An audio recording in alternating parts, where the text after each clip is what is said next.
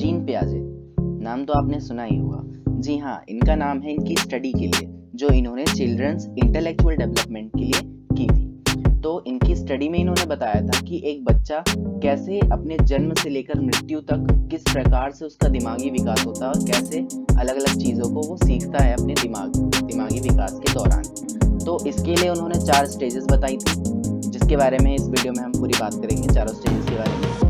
तो एक बात बिल्कुल आपको ध्यान रखनी है, ये वीवीआईपी टॉपिक है और आपको इसको छोड़ने की गलती तो बिल्कुल नहीं करनी। कि जितने भी टीचिंग एग्जाम्स हैं उसके लिए पियाजेट थ्योरी बहुत ही ज़्यादा इंपॉर्टेंट टॉपिक है और इसे आपको बहुत ज़्यादा ध्यान से समझना है।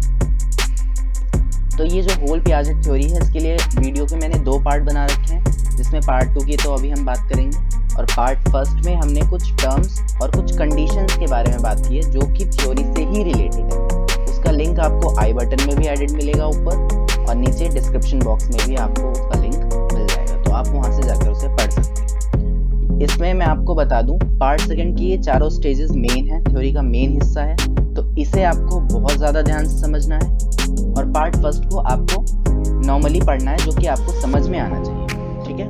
क्योंकि उसमें भी एक प्रोसेस है, स्कीमास, असिमिलेशन, यहाँ पे आपको नजर आ रहा होगा, एकोमोडेशन, ये चारों जो टर्म्स हैं ये भी बहुत ज़्यादा ज़रूरी है, इसलिए ये आपको समझ में आना चाहिए, ठीक है। तो मैं हूँ उत्कृष्ट उपाध्याय और चलिए शुरू करते हैं अपनी इस वीडियो को। तो इनकी जो चारों स्टेजेस हैं उसके बारे में पहले एक रफ आइडिया मैं बताता हूँ आपको। ये इनके चारों के नाम हैं sensory motor stage, pre operational, concrete operational और फॉर्मल ऑपरेशनल। यहाँ पर हम चारों स्टेजेस के बारे में बात करेंगे और इनका हिंदी में क्या मतलब है, मतलब इनको हिंदी में क्या कहते हैं ये भी, और इंग्लिश में क्या है ये भी, यानी हम बोथ लैंग्वेजेस यूज करेंगे, हिंदी और इंग्लिश, ताकि आपको प्रॉब्लम ना हो। तो आपको क्या क्या चीजें ध्यान रखनी है इन स्टेजेस को पढ़ते वक्त, ये मैं पहले बताता हूँ, ठीक है। इनका एज यानी कब से कब तक है, जैसे सेंसरी मोटर है 0 से लेके 2 साल, देन प्री ऑपरेशनल है 2 से 7 साल, देन कॉन्क्रीट 7 से 11 साल, उसके बाद फॉर्मल ऑपरेशन 12 से लेके पूरे लाइफ टाइम टिल डेथ, ठीक है। तो आपको एक चीज ध्यान रखनी है, इनका टाइम ड्यूरेशन क्या है, मतलब स्टेजेस का। उसके बाद इसका स्टेजेस का नाम तो आपको याद रखना ही रखना है। उसके बाद तीसरी चीज कि आपको इन स्टेजेस में क्या कैरेक्टरिस्टिक्स होती हैं, यानी ये जो टाइम पीरियड दिया हुआ है, इस टाइम पीरियड के दौरान बच्चे के अंदर क्या क्या चीजें विकास हुई, ये ध्यान रखनी है, ठीक है। तो 3 चीजें मैंने आपको बता दी, इनका नाम, इसका टाइम ड्यूरेशन कितना है और क्या कैरेक्टरिस्टिक्स है, यानी क्या क्या चीजें डेवलप होती हैं। ये 3 चीजें ही आपको इस पूरी थ्योरी में ध्यान से समझनी है हर एक स्टेज पर, ओके। सो अब एक एक स्टेज को एक्सप्लेन में पढ़ते हैं। पहली स्टेज है सेंसरी मोटर स्टेज, जिसे संवेदीय पेशीय अवस्था भी कहते हैं, ठीक है। हिंदी में इसे संवेदीय पेशीय अवस्था कहते हैं और इसका मैंने आपको टाइम ड्यूरेशन बताई दी है, 0 से लेकर के 2 साल, जन्म जैसे ही होता है बच्चा फिर 2 साल तक। अब इसमें क्या क्या कैरेक्टरिस्टिक्स होती हैं, इसमें the infant explore the world through direct sensory and motor contacts, यानी कि जैसा कि इसमें इसके नाम में भी आपको पता चल रहा है, सेंसरी मोटर स्टेज, यानी जो सेंसेस का इन्वॉल्वमेंट होता है और मोटर डेवलपमेंट, यानी गत्यात्मक जो चीजें हैं, जैसे एग्जांपल के लिए चीजों को पकड़ना या मोटर जो स्किल्स होती है ना, शुरुआती तौर पे जो बच्चे करते हैं वो जितनी भी गतिविधियां होती हैं वो सारी इसमें आती हैं। इसमें क्या होता है कि जब बच्चे को अपनी बात रखनी होती है या कहनी बोलनी होती है तो अपनी सेंसरी चीजों का यूज करता है, जैसे हाथों को हिलाना, है ना। जैसे मम्मा बोलती है आज जब बच्चा गोदी ले लूं, तो बच्चा हाथ आगे बढ़ाता है धीरे धीरे, तो वो क्या है, अपने हाथों का प्रयोग कर रहा है। उसके बाद उसको कुछ चाहिए होता है तो वो रोकर बताता है, या उसको कुछ प्रॉब्लम है तो वो रोकर बताता है, उसे भूख लगती है तो रोकर बताता है, या उसे खुशी मिलती है तो वो हंसता है। तो इस तरीके से जो रोना हंसना, ये सारी जो नॉर्मल चीजें ना, एकदम बेसिक चीजें, इनके थ्रू वो अपनी ये सारी चीजें उसमें डेवलप होती हैं। उसके बाद है ऑब्जेक्ट परमानेंस। ऑब्जेक्ट परमानेंस का मतलब है, जैसे बच्चा खेल रहा है, उसे ये नहीं पता होता कि कोई चीज है तो उसकी एग्जिस्टेंस सिर्फ जब वो ये सोचता है कि जब तक उसकी चीज उसकी आंखों के सामने तब तक ही है, अगर वो आंखों के सामने से हट गई तो वो चीज गायब, मतलब उसकी ऑब्जेक्ट्स की एग्जिस्टेंस का मतलब उसके लिए नहीं होता। जैसे एग्जांपल की बात करें, जैसे बच्चा खेल रहा होता है छोटा और हम बोलते हैं कि चिड़िया ले गई, चिड़िया ले गई। कोई चीज अगर उसको मतलब उससे दूर हटानी होती है तो क्या हम कह देते हैं, अरे कौवा ले गया। और बच्चा उसको सोचता है अरे ये चीज सच में कौवा ले गया, और वो उस चीज को ढूंढता नहीं है ना।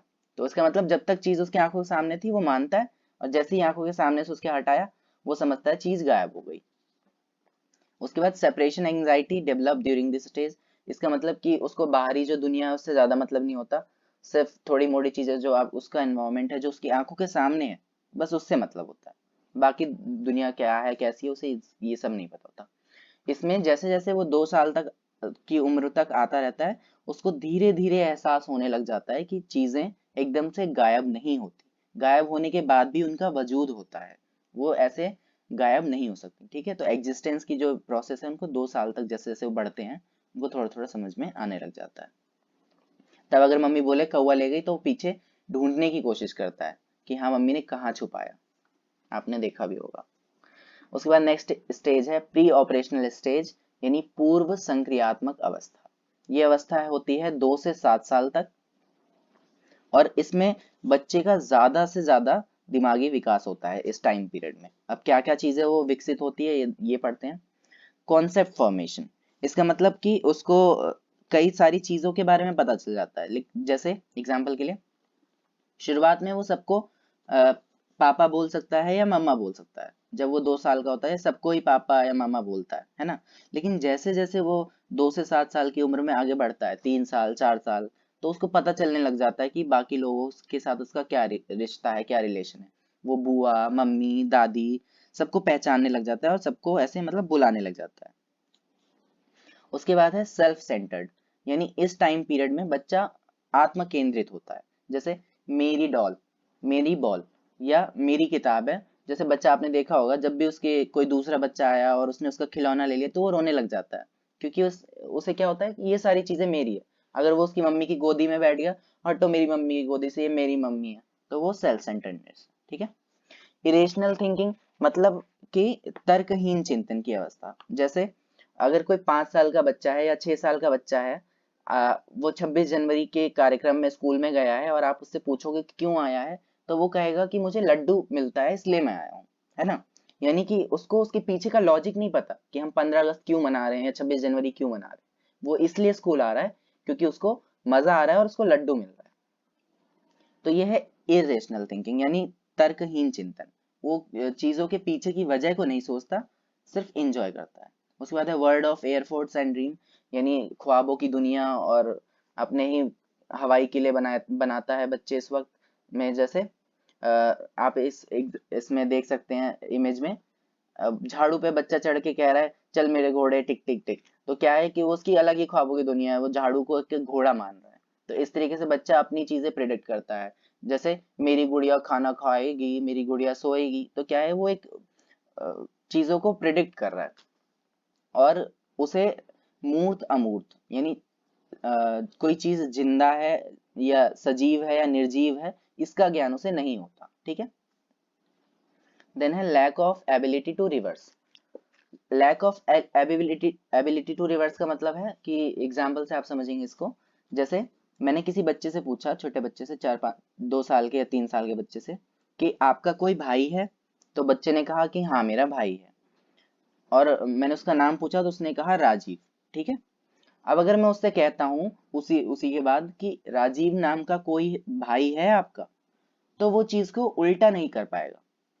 जैसे मैं आपका भाई हूं, तो उसको वो उल्टा नहीं कर पाएगा कि आप भी मेरे भाई हो, है ना। ये होता है lack of ability to reverse, यानी उसको ये तो पता है कि मैं तुम्हारा भाई हूँ, लेकिन वो भी मेरा भाई है ये वो नहीं जान पाएगा। तो ये है लैक ऑफ एबिलिटी। उसके बाद अगला है lack of ability to conservation in number and quantity. इसको भी एग्जांपल से समझते हैं। जैसे मैंने 10 पेन को लाइन से रख दिया, ठीक है। 10 पेन को मैंने लाइन से रख दिया ऐसे, जैसे एक साथ मिला करके, ओके। और उसके बाद उसी के नीचे मैंने 10 पेन को थोड़ा दूर दूर रख दिया। तो अब वो बच्चा ये नहीं गिने, उसे ये नहीं पता होगा कि जो पेन है उनकी काउंटिंग सेम है, दोनों ऊपर भी 10 पेन रखे हैं पास पास में, और यहाँ नीचे भी पेन रखे हैं दूर दूर में, लेकिन 10 ही है। वो ये नहीं दिखेगा कि 10 ही है, वो कहेगा कि जो नीचे पेन रखे हैं वो ज्यादा है। क्यों? क्योंकि वो ज्यादा दिख रहे हैं, है ना। तो जो उसको ज्यादा दिखेगा वो उसको बताएगा। उसको ये नहीं पता कि ऊपर भी पेन 10 ही होंगे और नीचे भी पेन 10 ही हैं, तो वो बराबर है। इसी प्रकार यहाँ पर जो मैं इमेज में आपको शो हो रहा है कि 2 गिलास में देखिए पानी है, दोनों बराबर हैं, ठीक है। उसके बाद मैंने क्या किया, एक गिलास के पानी को एक लंबी सी गिलास में डाल दिया, ठीक है।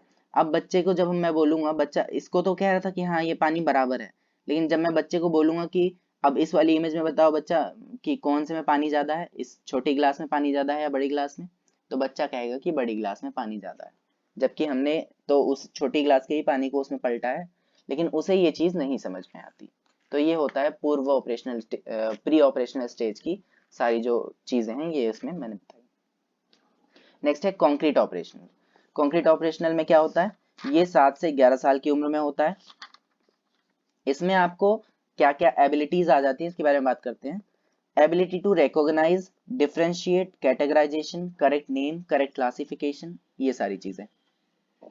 जैसे अब वो चीजों को पहचानता है, चीजों को अलग कर सकता है, यानी कि कुत्ते और बिल्ली में भेद कर सकता है, कुत्ते और गाय में भेद कर सकता है कि ये गाय होती है और ये कुत्ता होता है। अब उसे सारी चीजें क्लियरली पता है कि गाय की क्या मतलब खासियत है, कैसे वो गाय है, और कुत्ता की क्या खासियत है, वो कुत्ता कैसे है, यानी वो अब डिफरेंस कर सकता है। उसके बाद है अब जो उसकी थिंकिंग है वो बिल्कुल ऑर्डर हो जाती है और मोर प्रिसाइज हो जाती है।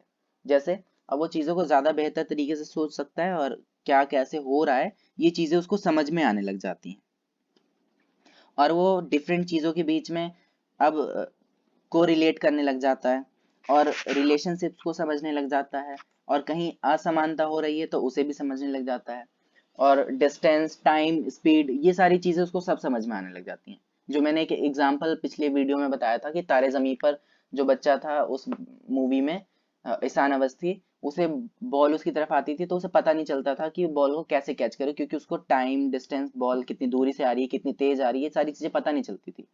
लेकिन 7 से 11 साल की उम्र का बच्चा अब ये सारी चीजें पता कर, मतलब उसको सब पता हो जाता है, सब जान जाता है। तो ये सारी उसकी कैरेक्टरिस्टिक्स हैं। उसके बाद है फॉर्मल ऑपरेशनल स्टेज या औपचारिक संक्रियात्मक अवस्था। ये आपकी 12 साल की उम्र से लेकर पूरी जिंदगी चलती है।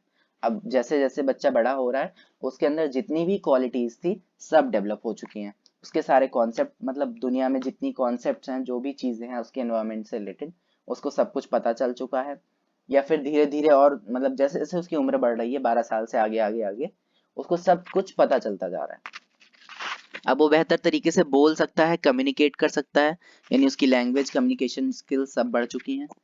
अब वो बेहतर तरीके से सोच सकता है, लॉजिकल थिंकिंग कर सकता है। इमेजिनेशन, मतलब कि अब आप उसे बोलोगी कि घोड़ा कैसे चलता है तो वो उसके दिमाग में आ जाएगा कि घोड़ा टिक टिक टिक टिक चल रहा है, तो वो उसके दिमाग में इमेज बनने लग जाएगी, वो कुछ भी इमेजिन कर सकता है। Inspection, observation, experiment and decision making, यानी अब वो डिसीजंस भी ले सकता है। तो ये मतलब ये सारी कुछ क्वालिटीज हैं जो धीरे धीरे उसके अंदर डेवलप होती होती होती चली जाती हैं जैसे जैसे वो बड़ा होता है। अब वो एक्सप्लोर कर सकता है, अब उसके अंदर एक अपनी ओरिजिनलिटी होती है, अब वो चीज़ों को क्रिएट कर सकता है, और वो किसी भी चीज़ को प्रॉपर एनालाइज कर सकता है, उसका विश्लेषण कर सकता है। मतलब अब तो आप, ये एक नॉर्मल बात है कि जैसे 12 साल से होके जैसे जैसे बच्चा बड़ा बड़ा होता जाता है, एक्सपीरियंस से अपनी सारी चीज़ें सीखता चला जाता है। तो ये 4 स्टेजेस थी, जिसकी आपको 3 बातें मैंने कहा ध्यान में रखनी है। क्या? इसका नाम, इसकी टाइम ड्यूरेशन की कौन सी स्टेज किस टाइम ड्यूरेशन की है, और तीसरी उसका कैरेक्टरिस्टिक्स कि उस टाइम ड्यूरेशन में उसमें बच्चे में क्या क्या चेंजेस आए, क्या क्या बदलाव आए। यही तीनों चीजें आपको चारों स्टेजेस में ध्यान रखनी है। तो यही थी जीन पियाजे की थ्योरी। ये बहुत ही ईजी है, आपको इसको बिल्कुल टेंशन नहीं लेनी, लेकिन बहुत ही ज्यादा इंपॉर्टेंट है, तो इसे बिल्कुल मिस नहीं करना है, ध्यान से समझना। और फिर भी अगर आपका कोई डाउट है तो आप मुझे कमेंट सेक्शन में बता सकते हैं, और कमेंट सेक्शन में बताने से पहले वीडियो को लाइक कर दीजिएगा और मेरे चैनल को सब्सक्राइब जरूर कर दीजिएगा, ताकि आपको और भी इस तरह की इंपॉर्टेंट थ्योरीज मेरे चैनल पर बिल्कुल मिली हैं, मतलब पीछे भी और आगे भी। तो थैंक्स फॉर वॉचिंग, जुड़े रहिए हमारे साथ।